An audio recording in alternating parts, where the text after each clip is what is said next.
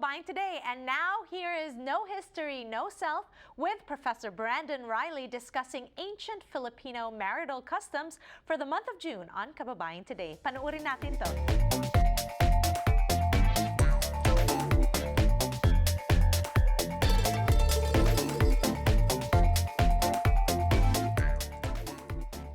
Last week on No History, No Self, we recalled how elite Filipinos in centuries past arranged their marriages, which was a lengthy, multi-part process of parental negotiation and gift-giving that ultimately made possible the wedding. Today, we will turn to the ceremony itself, an event to which everyone looked forward because it was a feast, party, sing, dance, and drink fest, unlike any other in the life of the village. Once all the several arrangements were made, the wedding could take place. William Henry Scott, in his classic work Barangay, describes these events.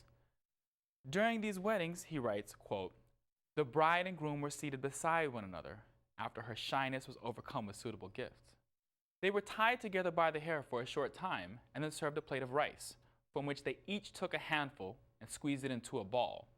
She tossed hers down the house ladder, the symbol of his coming and going to support his new family, and he threw his out the window to indicate that her place was in the home looking outward.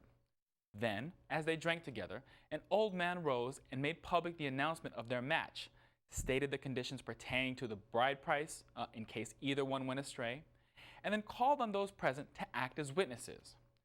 He then united their hands over a bowl of raw rice. He then threw that rice over the guest."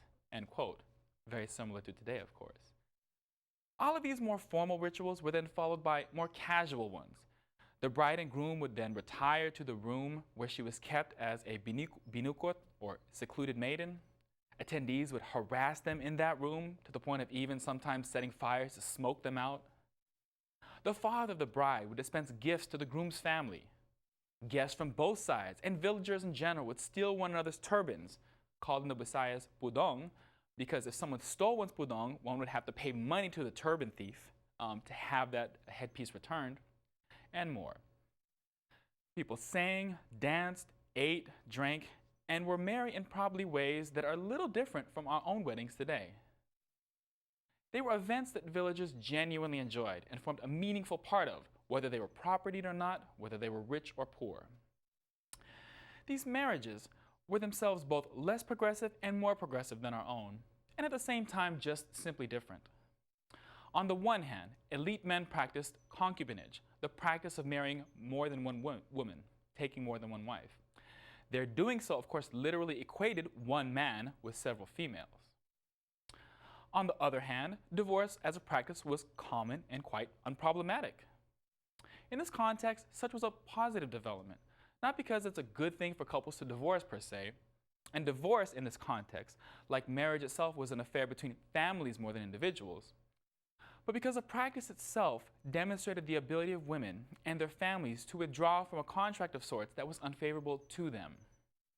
This, in short, contributed to greater power for the females in the context of marriage, something that is sorely, painfully lacking in the Philippines today, where marriage as a legal institution empowers men over women. In an era where divorce is actually legally prohibited, and the Philippines is one of a handful of countries where this is the case, recalling our earlier history of marital practices helps remind us that marriage once was and should be today based on the fundamental equality of two spouses.